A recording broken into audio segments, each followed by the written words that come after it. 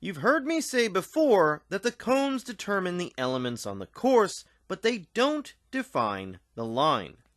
The correct line is the fastest way through the course.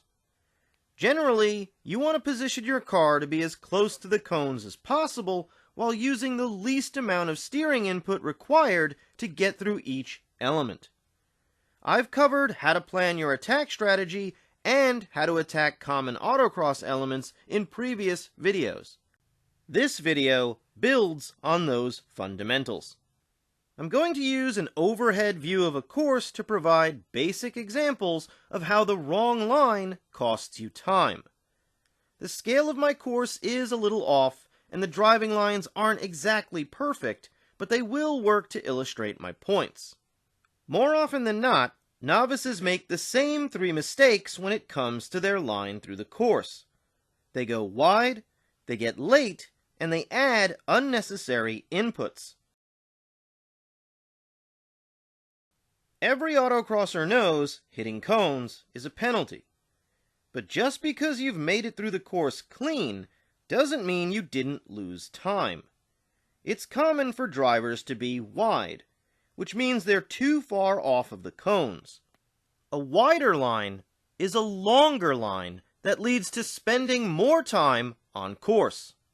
You can be wide just about anywhere on course, but it happens most frequently in offset elements, sweepers, and slaloms. Let's take a look at some examples, beginning with the 3 offset cones after the starting line. Going wide here adds distance and forces you to make sharper steering inputs. More steering input means you can't use as much throttle. And that's not good, because you want to use as much throttle as possible. Going wide in this element costs you time by increasing distance and reducing speed. In a sweeper, you can often go faster in a wider line. But going wide adds distance. And on many courses, it's hard to go fast enough to make up for all that added distance. In the slalom, going wide adds distance and requires more steering input. Slaloms are very common at autocross events. Courses can feature more than one slalom. Increasing distance and reducing speed by going wide on every slalom cone will cost you considerable time. In the offset cones heading into the finish, going wide will really slow you down. Tightly spaced elements with a wide offset are slow.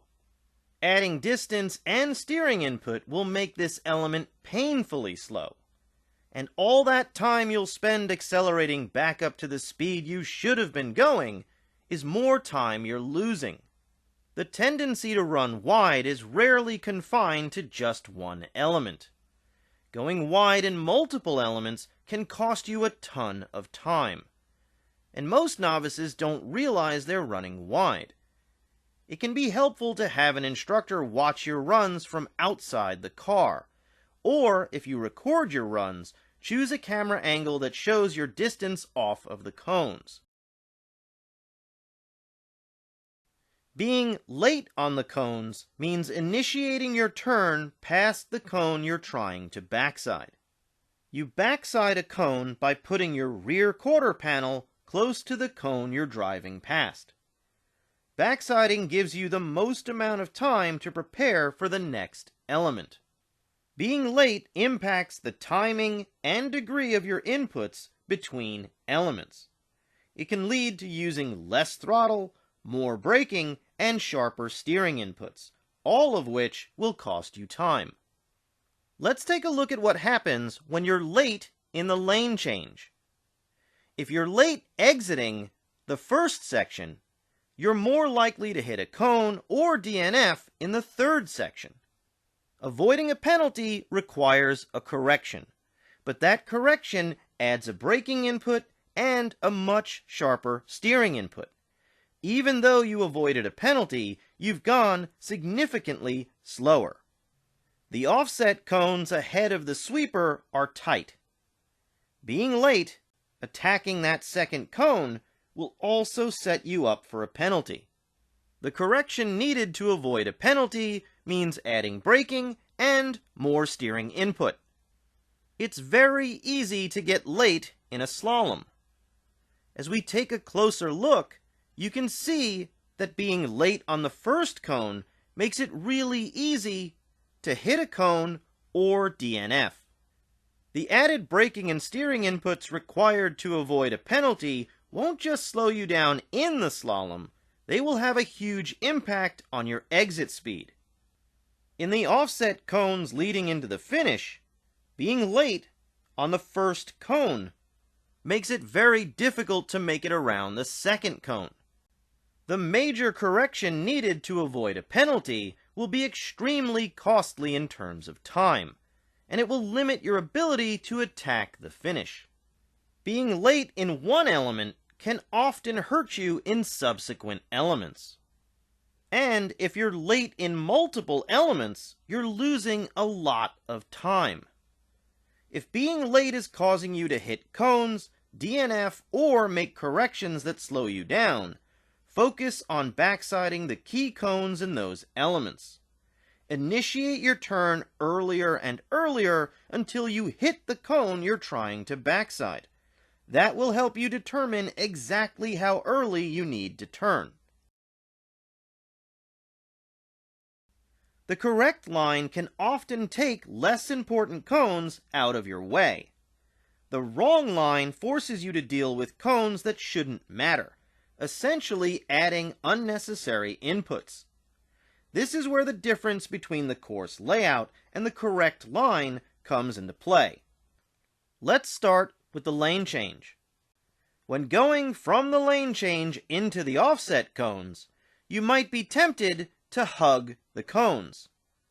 But instead of a smooth, fast line, that creates a larger steering input in the third section of the lane change and adds a significant braking input followed by a sharp steering input ahead of the offset cones.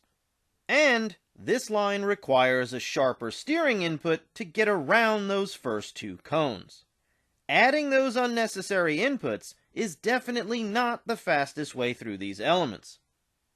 In the sweeper, things get trickier. You want to run the tightest line that doesn't choke off speed. The size of the sweeper and the amount of grip both factor into how tight you can run. And the element that follows the sweeper also influences your line. In this example, the tighter line through the sweeper requires a more aggressive braking input, an additional steering input, and a sharper steering input heading around the first slalom cone. This line will most likely cost you more time exiting the sweeper than you would have saved by running tighter in the sweeper. Exiting the slalom is another area where you might be tempted to hug the cones. But staying close to the last cone in the slalom will require a larger braking input, an additional steering input, and a sharper steering input to get around the first offset cone. Adding unnecessary inputs in multiple places on course will add time to your runs. The best way to avoid adding unnecessary inputs is to identify the important cones on your course walks and to determine an attack strategy that links elements together. As you plot the smoothest line and find the hidden straightaways, you'll discern which cones are less important.